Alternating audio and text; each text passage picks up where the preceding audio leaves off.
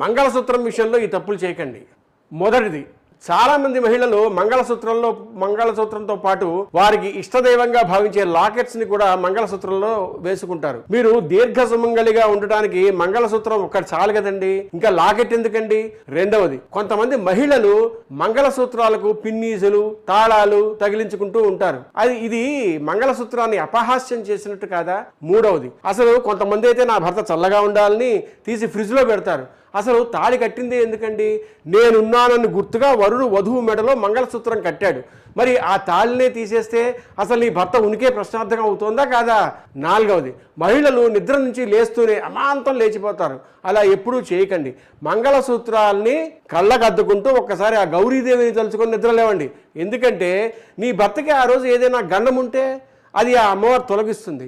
భర్త ఎన్నో చోట్లకి పని మీద బయటికి వెళ్తూ ఉంటాడు. అలాంటప్పుడు అతనికి